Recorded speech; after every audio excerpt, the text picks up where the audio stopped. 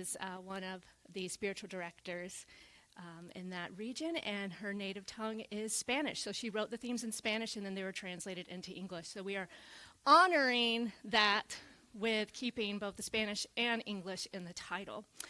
But I will be speaking in English today. Okay. De nada.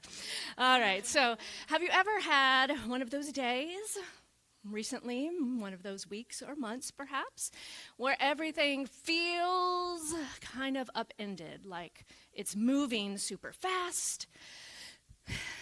You wake up perhaps, all right, here's my intention for the day, I have my plan, and then life seems to have its own idea. Perhaps there's an email that derails your schedule, an unexpected phone call, traffic, weather that turns your quick trip into an epic odyssey.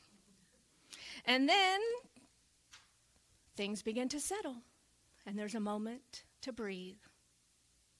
But the waves continue to rise and fall, because that is the rhythm of life. Things come and things go, ebb and flow. But in all of this, the question is, what are you tethered to? Are you remaining anchored, centered in your own being, in that divine presence of life, of love? Otherwise, you may feel like you are a ship with no sails, being tossed and turns on the tides of life. And life is unpredictable. Change is constant. There are many things in life, including the 7 billion or so people, that we can't control. And all of this can feel like the world is a sea of shifting tides, pulling us in every direction. We live in a world of constant movement and flow, of growth, of expansion, right? We are not static beings. And sometimes it can feel like we are going left and right, up and down, the constant influx of information, overwhelm, confusion, opinions, ideas, expectations. Let's take a breath. All of this can create that false sense of self until suddenly we see. We wake up, we see who, what we want to be, walking in the world as the light. We wake up and realize that this mental construct that perhaps we have been conditioned to believe that we are is not the truth of who we are. We realize that we have been shaped by societal conditions and ideas and thoughts and beliefs, but suddenly, in a moment, we can remember who we truly are. And the path towards that which we are becoming begins to illuminate. And the good news is, in Science of Mind, we understand that what we experience in this world of form is an effect. That which we experience with our senses is, in fact, the effect, and there is, before that, what we call first cause. First cause. So the law of cause and effect is one of these natural spiritual laws of the universe that once we begin to understand this, we can see how it is out picturing in our life, and then we can begin to navigate life with more ease and flow and conscious intention by aligning with first cause, the divine presence, love, peace, joy, and in our own mind and experience, allowing that cause to come before the effect instead of the other way around. If we are sleepwalking through life, we can easily look at the circumstances and the effects of the world and then make that decide who we are or what we're feeling. But in Science of Mind, we teach that we are always at choice. And what comes first is our thoughts and beliefs. And then from there, we can begin to create, co-create this beautiful world in the way in which aligns with love and peace and all that we desire for ourselves and humanity. For truly there is one divine cause, that which some call spirit, life, universe. It is indivisible, it is whole, it is perfect, it is complete, and it is who we are. This is the idea and the principle of oneness. And when we recognize this, we no longer have to be tossed by the waves of life. Instead, we can center ourselves in the awareness of our true essence. But that doesn't mean that we're not going to experience discomfort, that we might not experience pain and suffering. For that is the beauty and the paradox of being both human and divine, yes? But what we can control is how we show up, what our reaction is, what we choose to do in the face of those effects in the world, and how we are that powerful creator.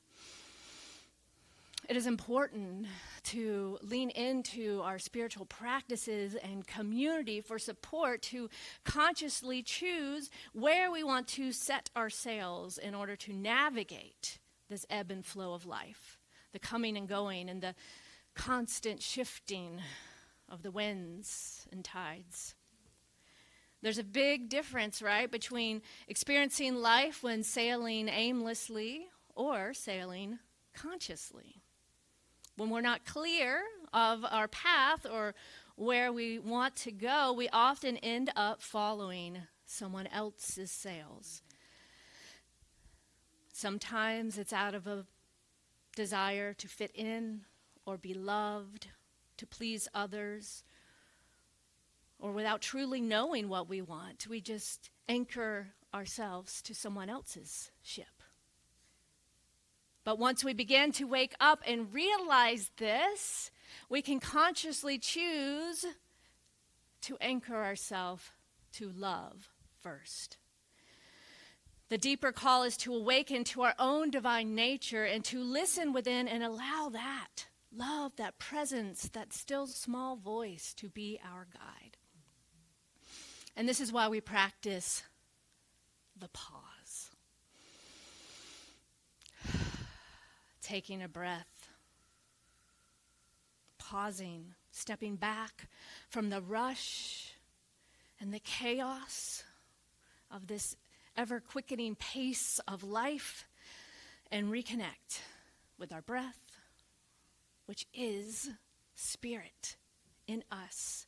Reconnect with the whole, with love as our anchor that tethers us to this truth so that we can move more gracefully through the ever-changing tides.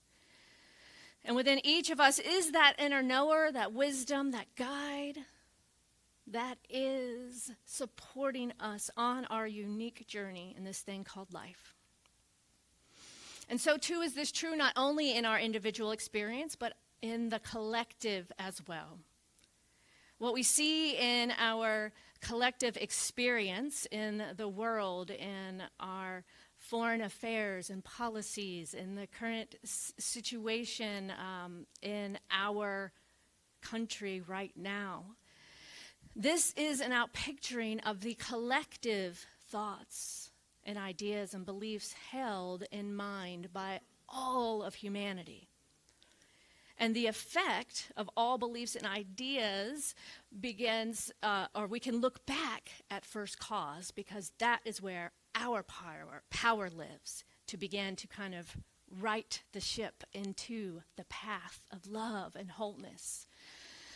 So, the song when I was preparing for this week and thinking of this one lyric kept coming that, how can I be sure in a world that's constantly changing? I considered that for the theme this month, but then I think it's just much more of a love song beyond that one lyric. So I was like, But how can I be sure in a world that's constantly changing? We must rely on the love within, the divine guidance, and those in our chosen conscious community that are here to support us. Because change is inevitable, and there will always be an opportunity to navigate rough waters. So yes, we talk a lot about acceptance and embracing what is. We must accept what is and flow with change. But I want to make a distinction today. Because yes, we must accept what is, but that's not the same as remaining passive in the face of injustice, right? There's a time for that white-hot fire of passion, that fierce love, that mama bear energy of protection that rises, right? I do this because, I don't know, for me, it like rises from here, and it kind of moves up, and it's like, wow! And sometimes love says that is not okay. Right? Yeah, it can kind of feel similar to anger. That conscious anger can be a catalyst for positive change. So love is not complacency. It is a force within us that calls us to act when the rights and safeties of others are being threatened. When systems of powers begin to shift in ways that compromise the sovereignty of all beings, we don't simply just accept those changes. We first pause and breathe, and then move into inspired action to be the presence of love, to see how can you serve and connect with your community, to be a stand for the peace and the values that you care for. To take action, whether it's being led to call your representatives and make your voice be heard, to join with others in some form of protest or activism from that place of grounded love to say that this is not okay. We must work as a community to support each other in these times of constant change, consciously setting sail towards the peace and the unity and the freedom and the justice for all. So yes, we must accept what is, but that doesn't mean we don't try to steer the ship away from evident danger. If you're on a boat and you see the tip of an iceberg, you don't simply say, oh, there's an iceberg. And as we heard, I believe last week, Jenna, you mentioned with that iceberg, the tip may not look so scary, but what's underneath it will be a crash. So yes, love is always the answer, and love is not a passive or simple or just happy feel-good emotion. Love is an active verb, a healing force that guides us to something greater. And now is such a time as this. By acknowledging and then moving forward, guided by love, we can take inspired action. We can see what we are called to embody and be a stand for love. When said change, again, is an egregious act of injustice, overstepping the rights and safeties of others, sovereign beings, we must ask ourselves, what would love do now? When some of our elected officials try to change history, when we all witnessed and know the facts, we don't stand idly by and accept this false narrative, right? This is the nuance, y'all. We embrace change. We go with the flow, ease and grace and love, and sometimes someone right in front of us is trying to, yes, I'm referring to what occurred in the Oval Office a few days ago, what occurred in the UN with the United States sided with Russia and North Korea. This change is not one that we go with the flow with. We cannot simply allow our fragile democracy to be changed by one person. This is our country, and they are an elected representative, not a CEO. The United States is not a business.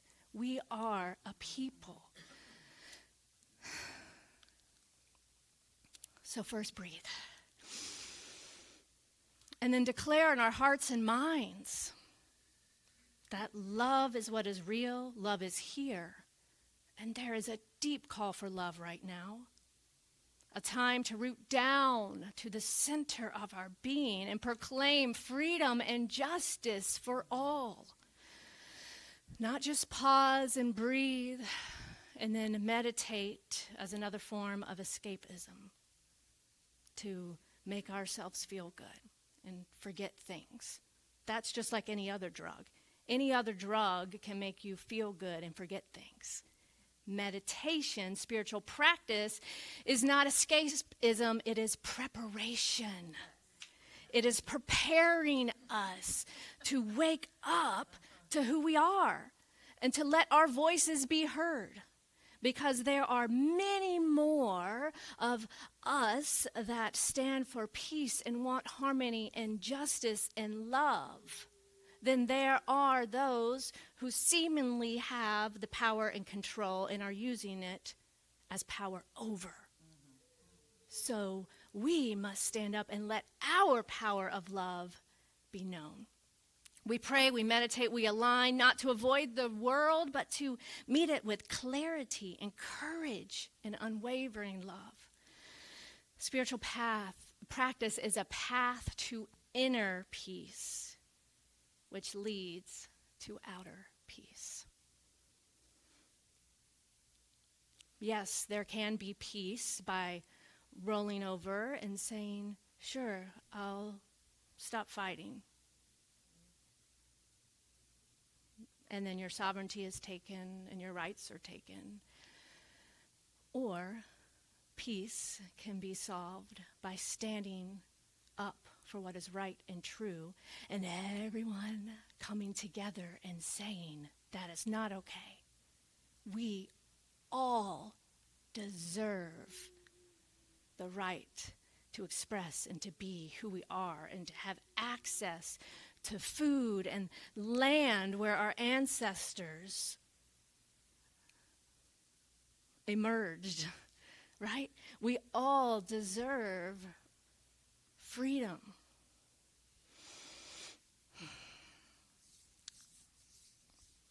These practices help us begin to untangle from the mental noise and chaos in the world. As Eckhart Tolle reminds us, when you stop believing everything you think, you step out of the thinking and can see clearly that the thinker is not who you are. So this is how we come back to our power. Not getting caught up in the world, not getting caught up in our thoughts, but we pause and we breathe and we observe, and then we make space for the divine wisdom and love to express through us. And that intuition that begins to speak in the stillness. The more we listen, the more we can recognize that voice and what it is calling us to do and to be as love. So this week I invite you to practice living from that place of love and power. in the midst of this fast-paced world with our 6-hour news cycles and the ever-changing tides, to suddenly see where you would like to be, where you would like our country and our world and our planet, our precious planet, to be that place of illumination. And point your sails consciously in that direction, remembering that you are not separate for life. You are life itself. You have the power, and you are held in the hands of grace, always in that divine womb, supported. You do not live in isolation. As the A Course in Miracles says, there are no private thoughts. So be mindful and chart the course towards that world that works for all. And when things feel chaotic, which is inevitable in certain times, remember to pause, breathe, perhaps do some of this, scream and shake if you need to, and then notice where your energy is, where your mind is, and ask yourself, what would love do now? Because no matter how the tides shift, no matter what comes and goes in your life and in the world, you are anchored, tethered to something greater, deep within you. You are supported, you are loved, and you are always, always at home in yourself. Yes? All right, let's take that into prayer.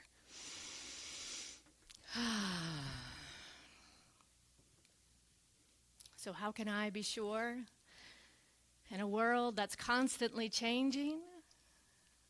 Well, I can know and recognize the one life, the one power, the one presence that is peace, that is truth, that is light, that is freedom.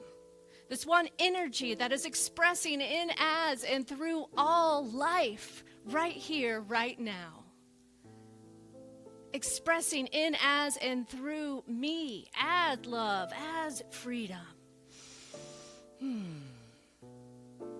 And as I know this is absolutely the truth of my life and life itself, I know this is absolutely the truth of each and every one of us. And this is absolutely the truth of every person in a place of leadership or power. This is absolutely the truth of all of humanity. We are one. We are sourced by, connected by this divine presence of life itself. And yes, sometimes we and others forget, but we take this now moment, this eternal now moment, to remember this truth and to let it be. First cause. And in this moment, we declare and claim love and peace and freedom for all life. Harmony and unity, knowing that there is a spiritual solution to any seeming worldly problem. So we step aside with thoughts of mine, us, and them, with thoughts of the ego. We let that go. We are evolving right here, right now, rising up into a higher vibration. That is the frequency of wholeness and unity and love and peace for all. So I am so grateful to speak this word, so grateful to claim this truth and to know that right here, right now, God is, peace is, love is, freedom is. And with great gratitude for the fulfillment of this prayer, I release it into the law, that law that always says, yes, my beloved, it is done and it is so. And together we say, and so it is, yes.